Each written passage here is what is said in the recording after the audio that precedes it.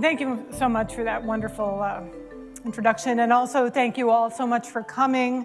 I think I can echo practically everybody who's given a presentation among the fellows that this has been one of the most fabulous sabbatical experiences possible in every way possible, from the staff to every fellow that I've had a chance to interact with. I've learned a tremendous amount coming in contact with you all. But you will see that I am an unfinished work. You will see that this project is evolving. It is evolving as the days are ticking by. And I mean in two senses, of course. Politically, the world is changing in a constant way. In addition to that, we literally are finding new evidence and new work, new ways to try to construct an argument about international borders as the days are unfolding. And we just started playing with some new data last week, and I'm going to have the nerve to show it to you today. So that kind of makes it fun, you know? That makes it, to me, sort of an interesting experience to run something by you, if you don't mind, okay? So this talk is gonna have that flavor of running something by you for the next 45 minutes. And when I started this project, I started collecting this data about 5 years ago. You'll see it's a very data intensive, and there's no sort of easy, obvious way to collect information on the sorts of things that I want to collect information on. I started collecting the information about 5 years ago, and when I started this, honestly, I could not see what was coming. I really did not think that something like a shutdown of the United States government would depend on what kind of architecture we would or would not put on our border. I could not imagine, for example, that Brexit would somehow hinge on the presence of the state at the Irish border. Wow, that's not something I would have thought. I never would have thought, for example, that you would see a country that was once as developed as Venezuela had been, that it would sort of force people up to the border and then refuse humanitarian aid right at the edge of its political authority to assert control.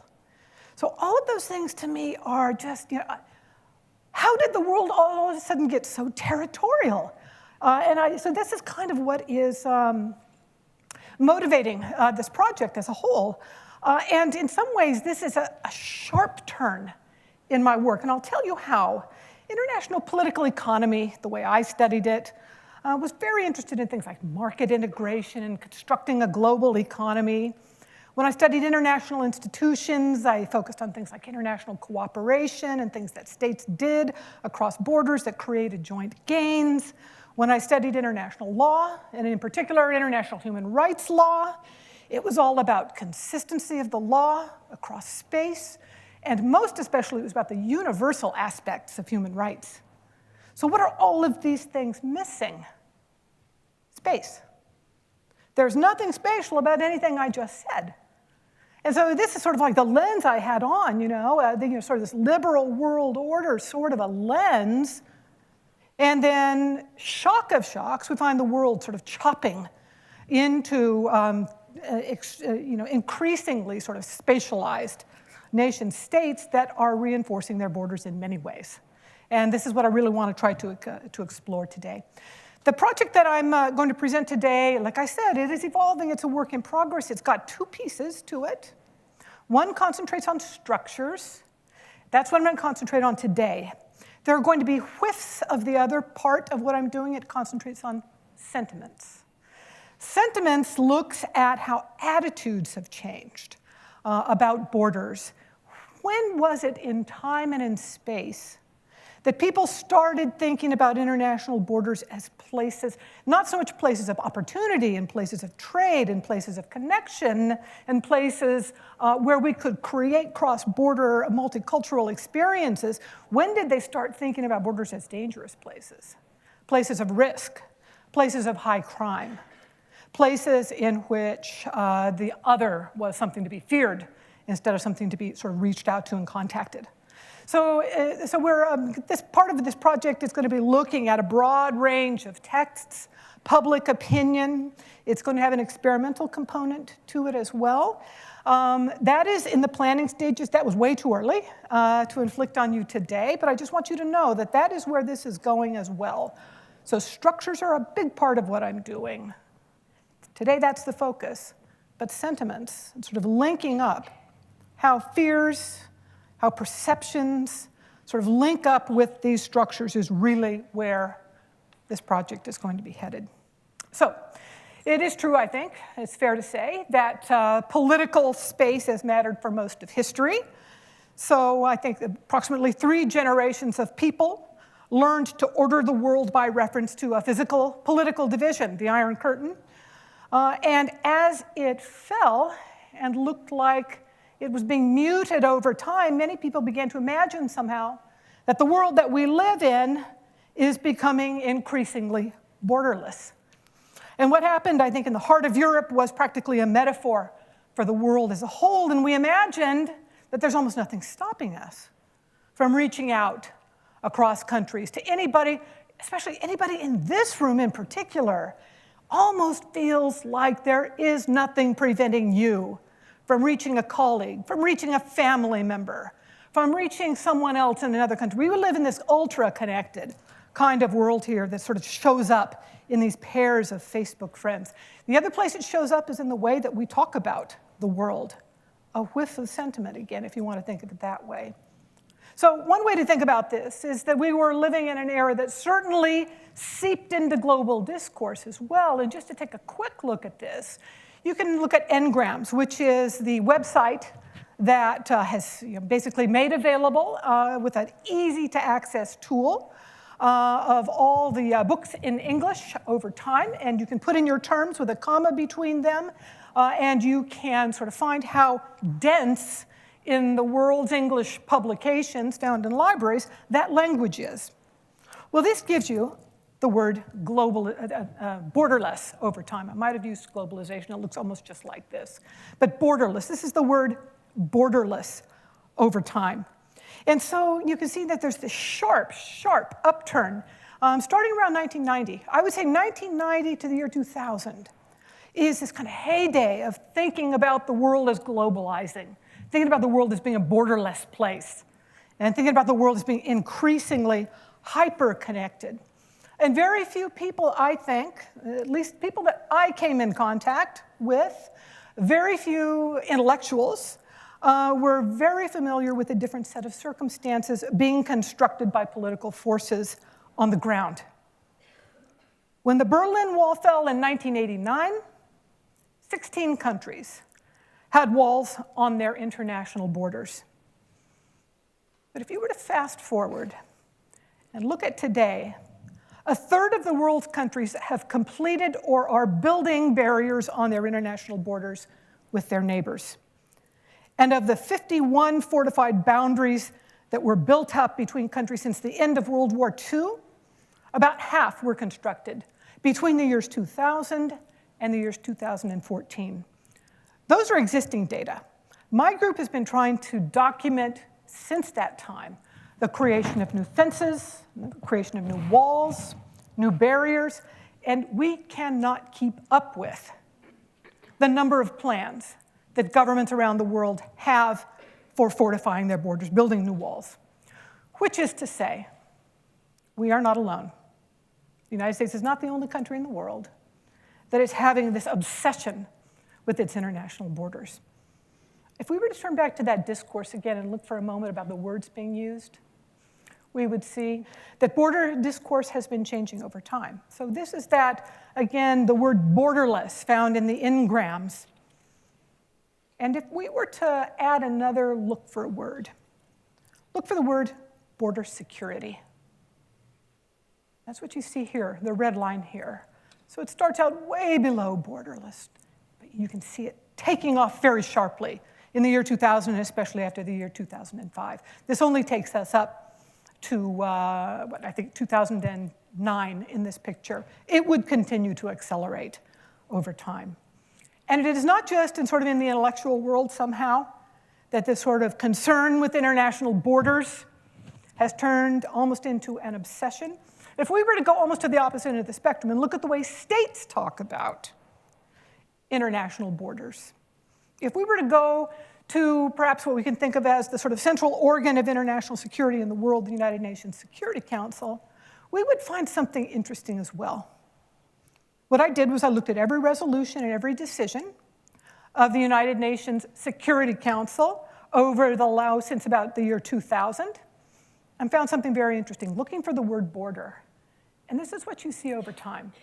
From the year 2000 to the year 2014, we see something really quite interesting here. First of all, the obvious thing is the increase in citations overall. So borders are becoming a really important and central idea for international security. But there's something else going on here as well that's really quite interesting. That is, the context of thinking about borders is shifting.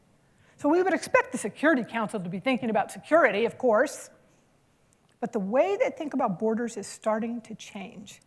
Whereas there are some of these earlier debates in the 2000s concentrate on drawing a legitimate line, coming to negotiated conclusions about where the international border is or should be.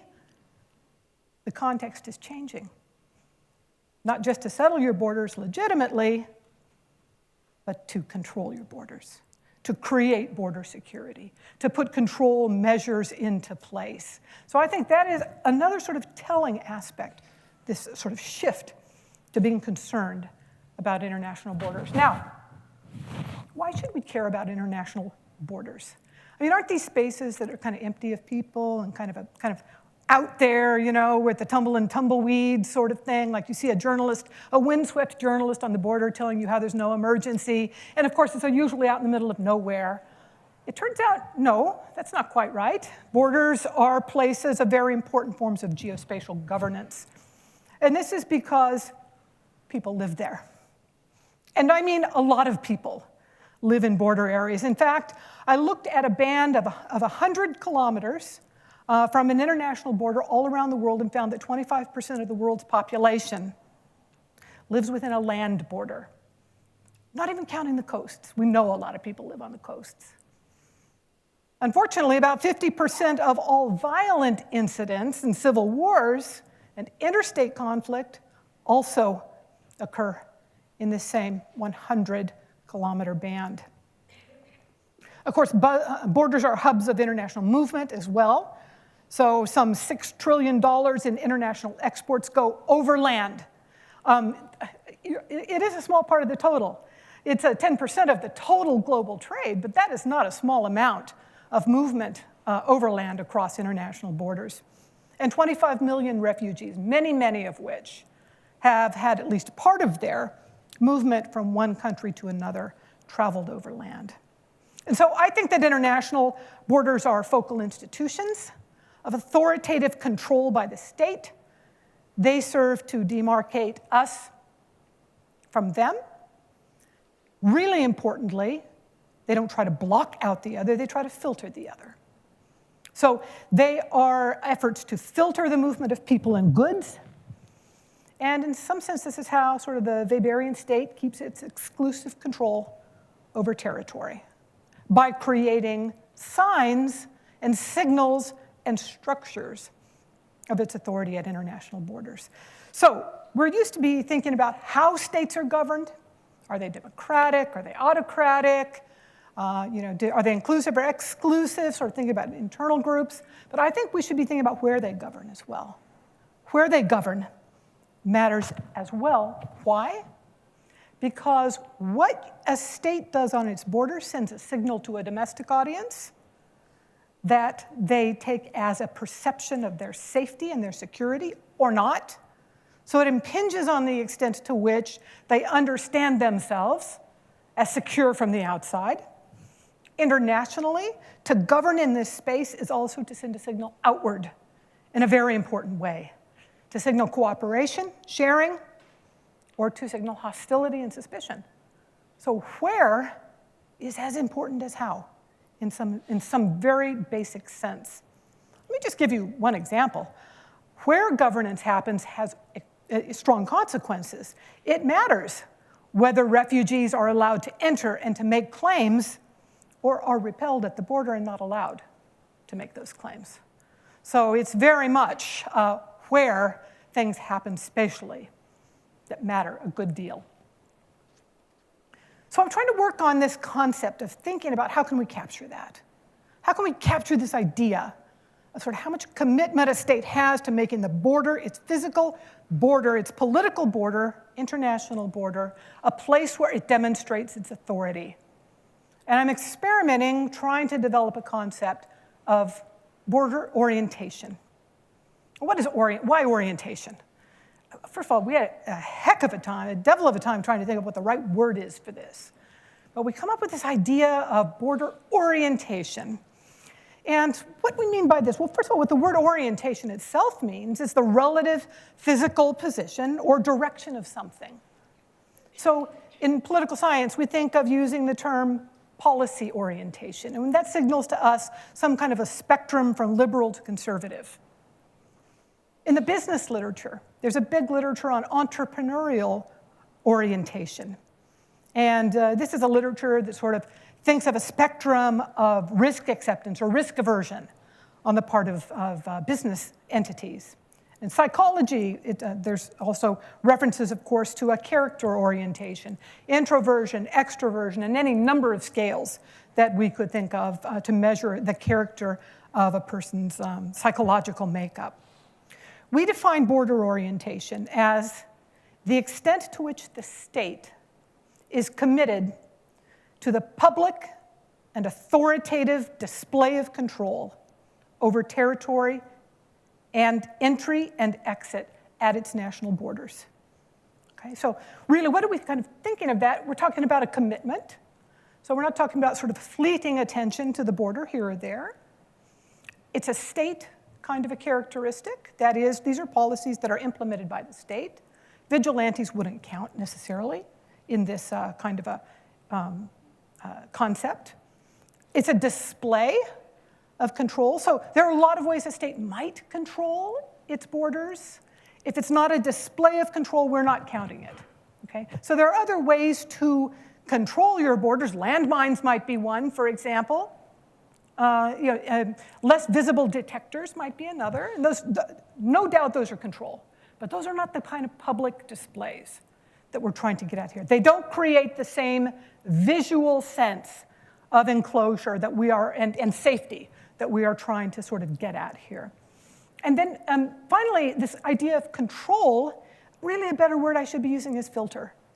Because what I'm really very interested in here is the state can control the terms of entry and exit. They're not just interested in blocking everybody out. Very few states are interested in that. Instead, they want to say who, on what terms, what goods on what terms, rather than trying to block out the world in its entirety. Now, this idea of border orientation, it cannot be directly observed. We have to think of ways that we might be able to uncover or say something about or collect evidence that's suggestive of this idea of border orientation. And so the observational strategy that I have been sort of working on here with a large group of people is to think about looking at border infrastructure. Why infrastructure? Visible. Okay, so this is an image that's meaningful politically and socially. Okay? And it also does represent a commitment. You don't put a wall or a fence down usually and tear it up in a week, right? It is something that sort of means to stay there. It has a certain stickiness to it. And the other sort of reason that I think is really important that sometimes we sort of forget too is the extent to which infrastructure creates what has been called logistical power. The ability to shape the physical environment to achieve state or social purposes. So shaping the environment here is really very important as well. Okay, so, and this is something that liberal theory would just miss completely. When we talk about sort of shaping the way, people's behavior, we usually think of law. We usually think of incentives, right? But we don't so much think of this kind of concrete nature of the kinds of structures that we're thinking about here. I'm thinking about organizing my study of these border areas in kind of waves, if you want to think of it that way. The border is a line. We can think of that line. But we can think of the function of sort of defending against someone coming in the first, defending or deterring, that is preventing entry in the first place. We can think about the function of filtering through structures that are meant to make sure that you are legitimate. And then we can also think of a little bit of ex-ante structure as well. I'm sorry, ex-post structure as well. So some people get in, some goods get in that we don't approve of. We can be thinking of a zone right after the border that is meant to see if we can catch up with the illicit activities that have made it through. So I'm thinking of ex-ante defense, entry, and ex-post enforcement around the border. So let's start with the first of those. That would be the border walls. That's kind of what I began the discussion with here. You know, border walls have some functionality, of course, and they have a lot of symbolism for sure. You know, we would not be even talking about some of the political and public policy issues we are even discussing today, were it not for the fact that walls carry such strong psychological and symbolic meaning for people. Border walls are quintessential symbols of separation. They void permission seeking. You can't stand in front of a wall and make your case for entry. You can't do that. They forbid legal trade, almost by definition. You cannot trade legally where there's a wall on a border. You have to go through a port of entry, which I'll talk about a little bit in just a minute. They may have psychological and attitudinal consequences, which will be a part of my research eventually as well. So we're going to be folding in a little bit of a look at some experimental evidence here where our respondents are cued with knowledge that, a foreign government is building a wall on their side. We've already sort of tested this in the case of India and Pakistan. It's pretty interesting. When you ask Indians how they think their relationship with Pakistan is evolving, they'll give you an answer. And then you say, well, Pakistan is reinforcing its border barriers with India. Now, how do you think relations are going with Pakistan?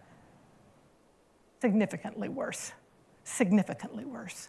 So that's just a little trial balloon that we floated, but that is exactly the kind of meaning that I'm giving to this kind of notion of bearing this kind of psychological impact.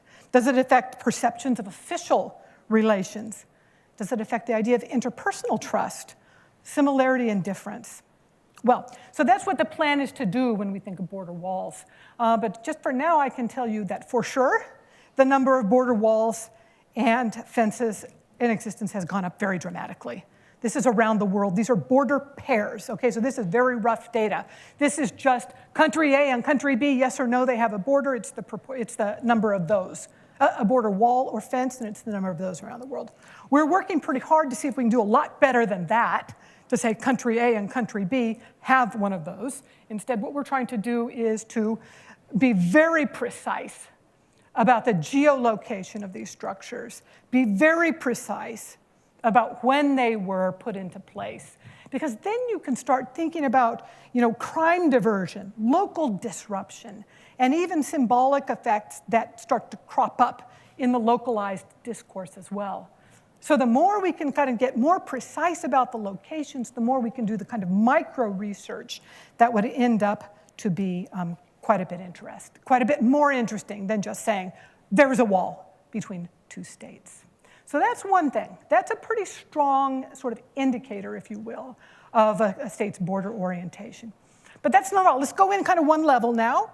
That would be for defense, maybe deterrence, possibly. But now let's go to the places where states are trying to filter at their borders, and these would be border crossings. Border crossings, let me tell you, are places that exhibit highly conflictual impulses. These are places where roads are connectors, right? And yet a border is crossing them like this. So on the one hand, we have kind of this impulse to want to connect with a neighbor. That is why we have a road in the first place. That's evidence of a motive to expand, to move, to connect. These are also, of course, conduits for externalities, if you want to think of the movement of illegal goods or illegal human activities of various kinds.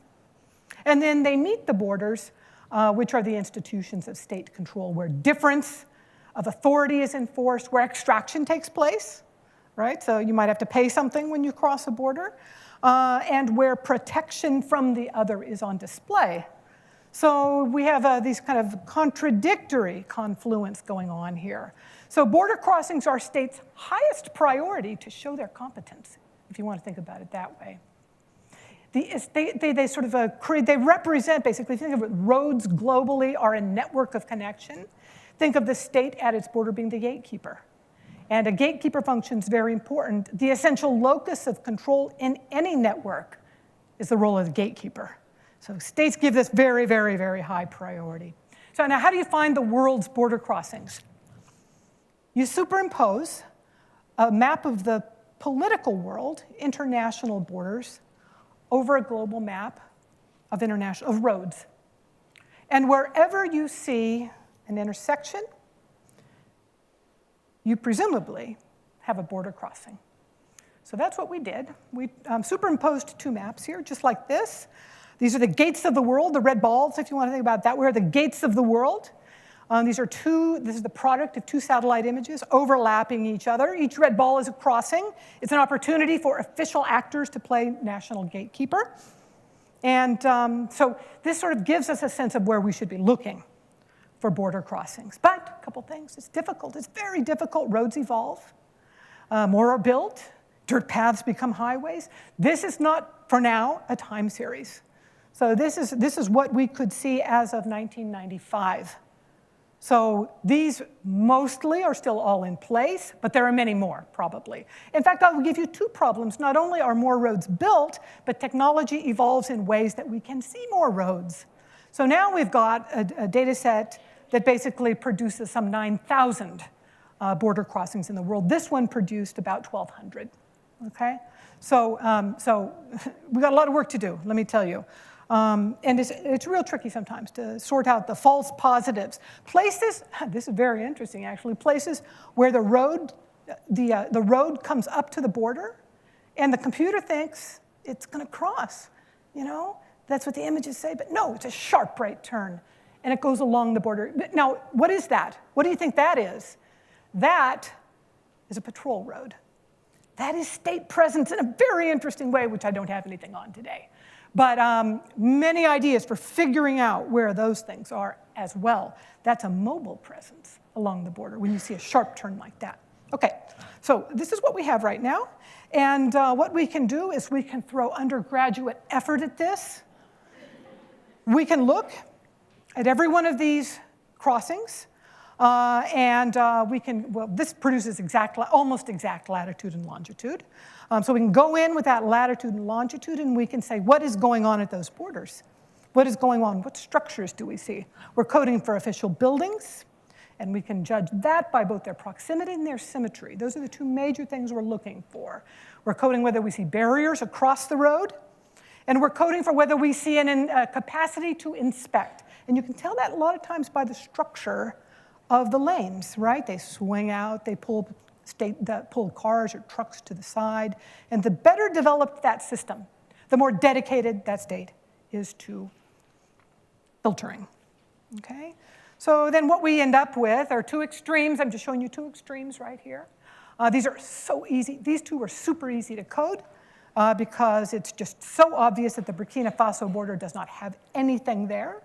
And it is quite the opposite on the US-Mexican border here with a very, very high filtering capacity. The in-between cases are so hard. Let me just say, they are very hard. You know, is that a building? Sometimes we use the street view, and we go in and try to look at it horizontally too. It's a gas station. It's not, it's something else, but it's not what we thought it was sometimes. So when we can, we try to check horizontally as well. Well, with this kind of an approach, you can develop basically this little kind of a border presence scale, if you want to think about it that way. And when you take this scale from green, meaning go, nobody's going to stop you, probably, and on the other end, very, very high structure, all kinds of capacity to stop you if they want to, you can then look at the whole world this way, replace those homogeneous balls with a very heterogeneous collection of border crossing data from around the world. So there's some things that are going to hit you between the eye on this, right? Some things are absolutely going to hit you between the eye. The US is one of the best fortified countries in the world on its borders already, okay? Now, this is not walls here. Mind you, this is not walls. This is just the border crossings I was talking about. What else is interesting? Look at that. You know, we see Schengen right here, don't we? That's basically Schengen. This is the outer edge of Schengen. And this has a more authoritarian history.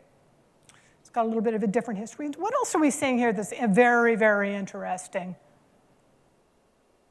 Africa does not have the kinds of structures that we see in the wealthier parts of the world. There's exceptions. South Africa does. It is the wealthiest country in Africa. Clearly, there's a relationship with wealth. So this is not all just pure will. This is will and capacity in some mix, okay? So that's very important to keep in mind. Just one other little thing I want to say, too, is a structure like that, a pattern like that, altitude. Despite the fact that we know, and we've actually recoded some of these, there's actually one or two in here that are probably wrong, but despite the fact, a lot of this is because these are high altitude locations here. So you don't need to sort of put up filters where there's no demand to enter, basically, or very little demand to enter. Okay, so that sort of gives you an idea. Now, these are averages for each side. Okay, so that red ball is like the average of US and Canada. So let me just break that up for you a little bit and give you a sense of when we look a little closer at the US, we can see some interesting patterns here.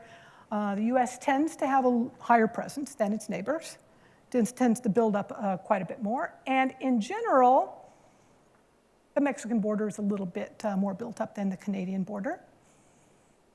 So this sort of gives you just a sense that there is heterogeneity in the United States, of course, as well. Not every place is all built up. In fact, see this little spot right down here? That's Big Bend National Park. There is a border crossing there. It didn't show up in my data. The reason is our methodology. There is no road.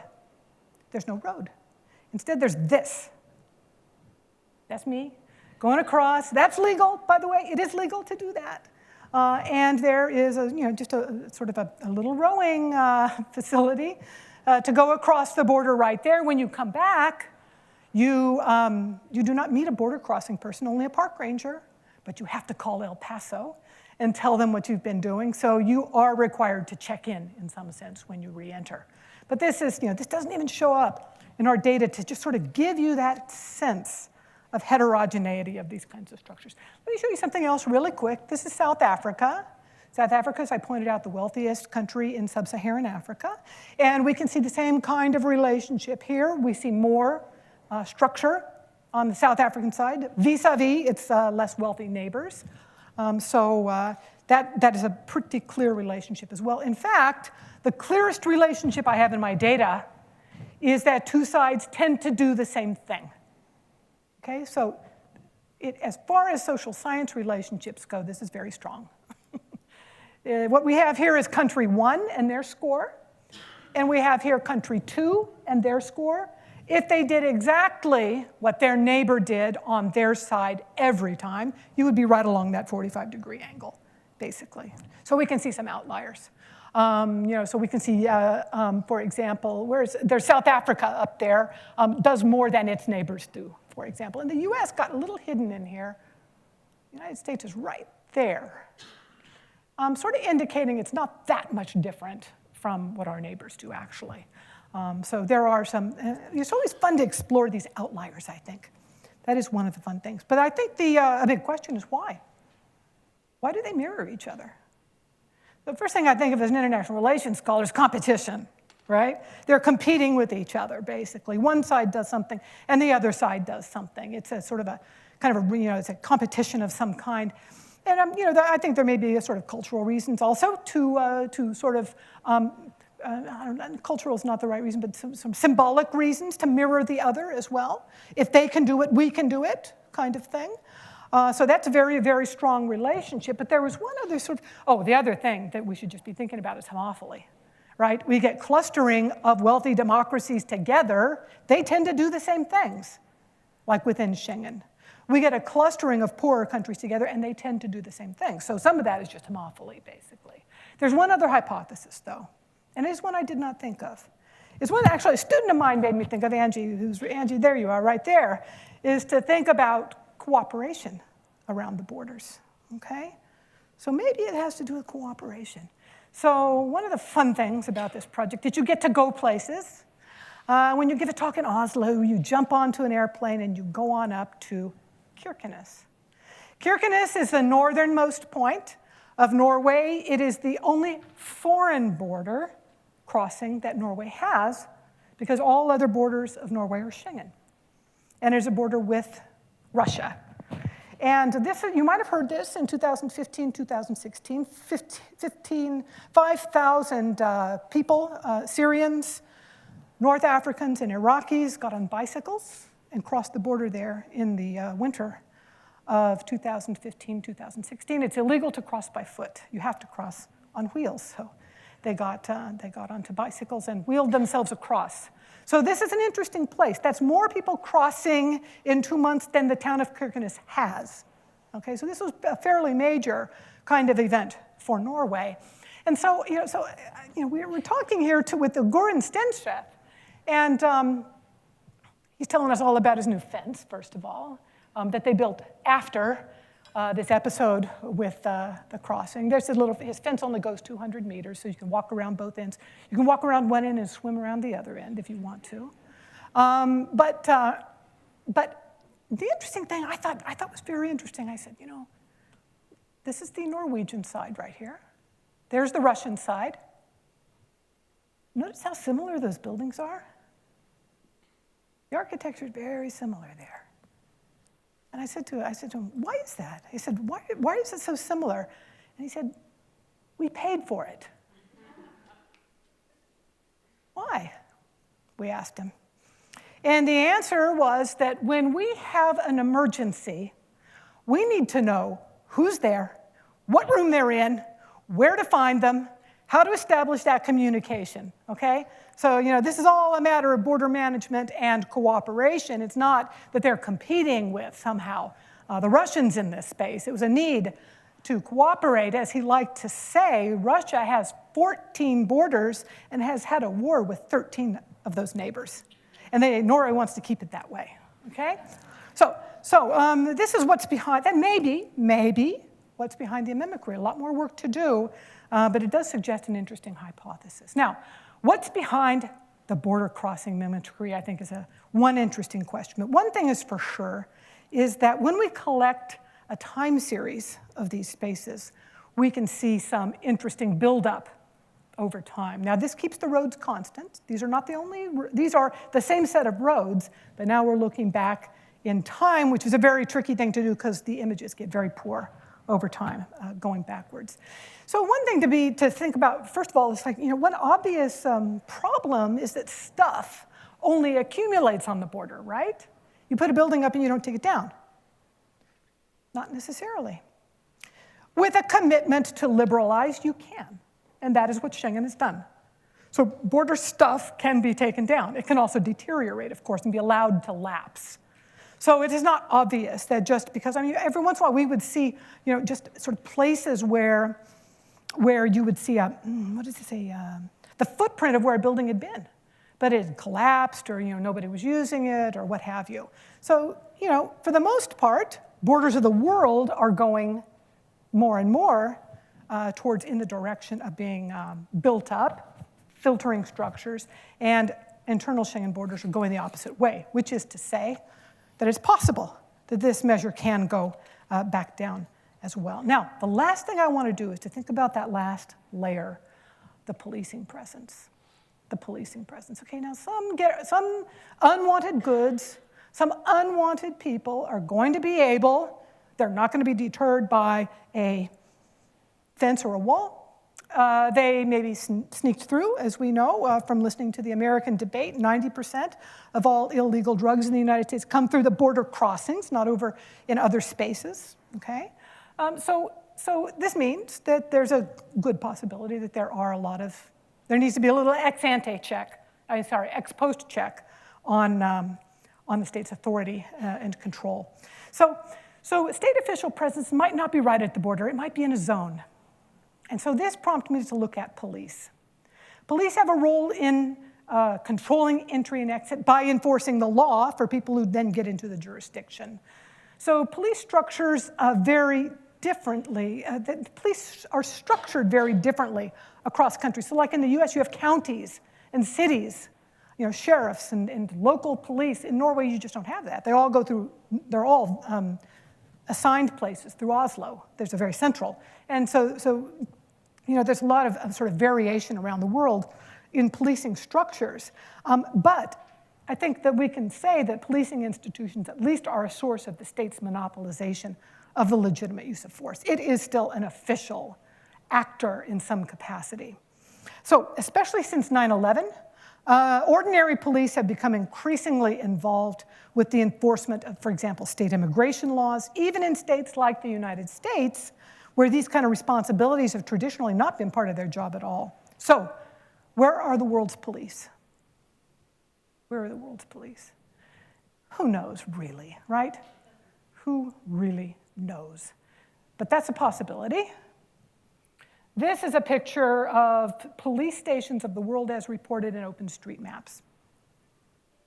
And so this sort of gives you a sense of where, this is a wiki now, it's crowdsourced, with all of the problems that introduces into data. But it's a little bit of a starting point. And it seems to me that there are two kinds of potential biases in this data. Places where people can't go is the biggest one, because then they can't report stuff, right? So repressive countries is going to be underreported, probably. The other places where they're going to be underreported? Try to take a photo near a US border.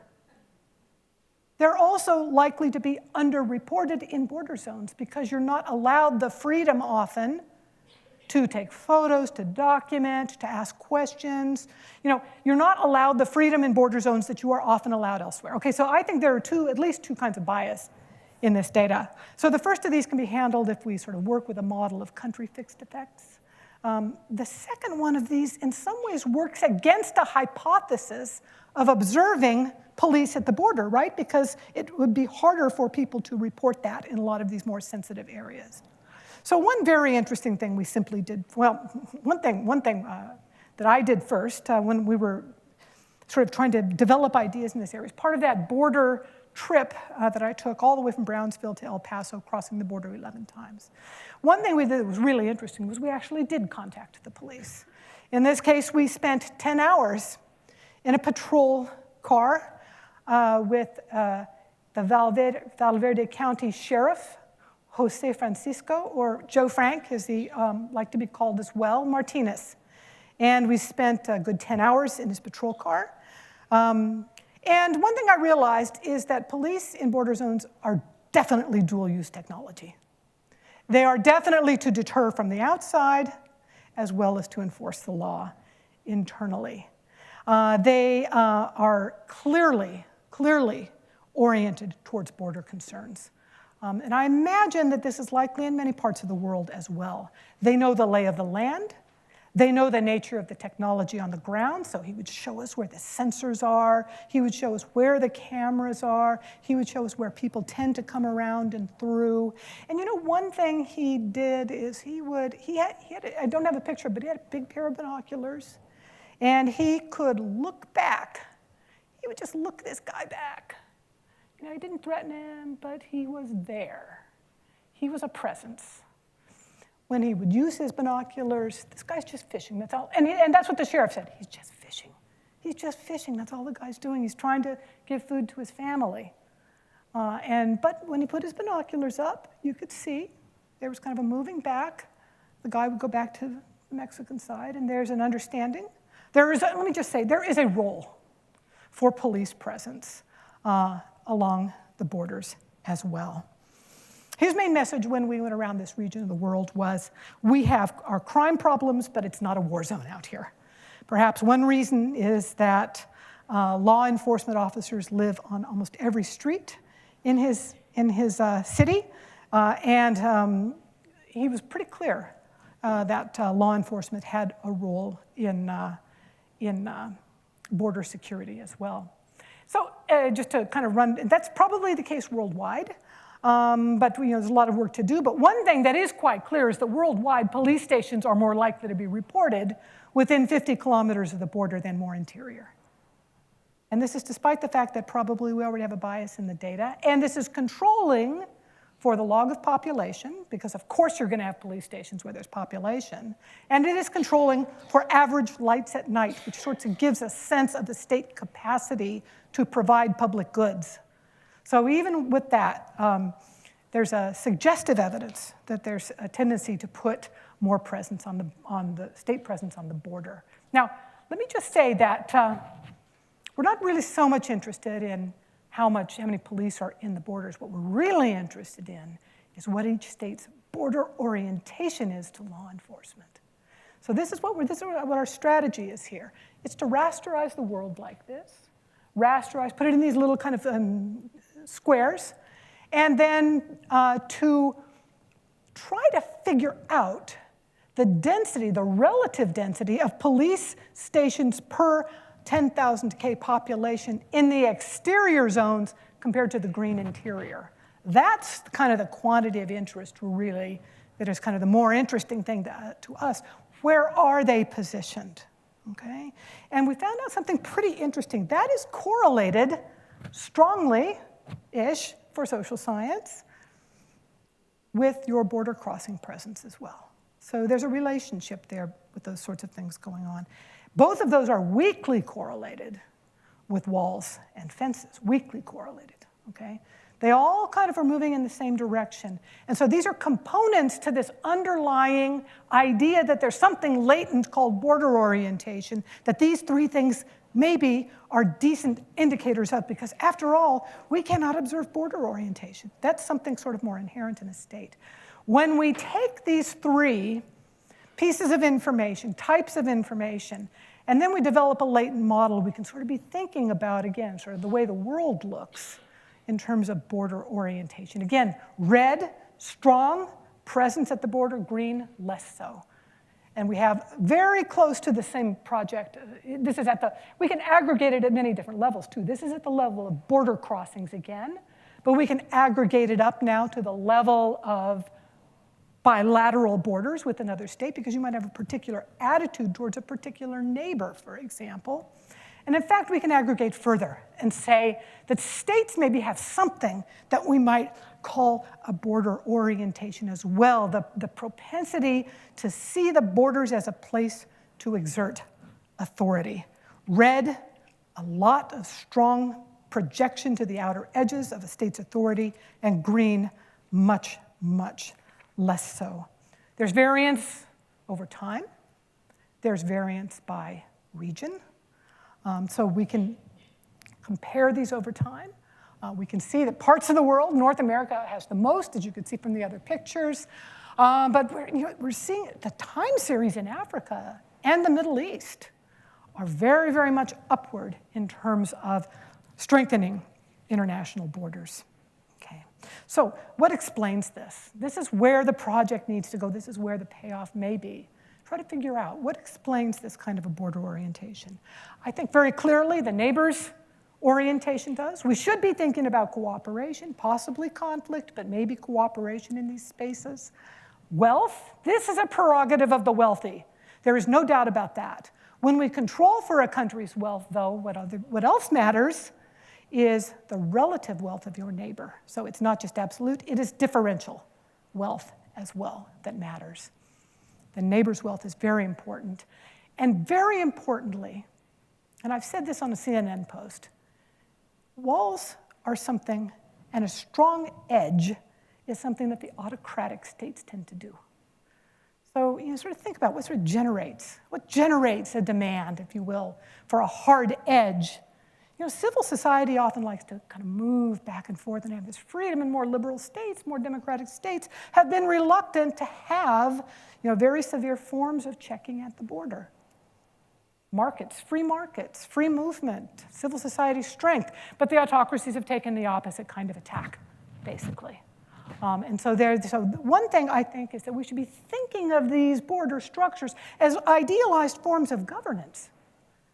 This is not the way a democracy does rules, or this is the way an autocracy does rules, for example. We should be thinking about what it has to do with strategies of governance.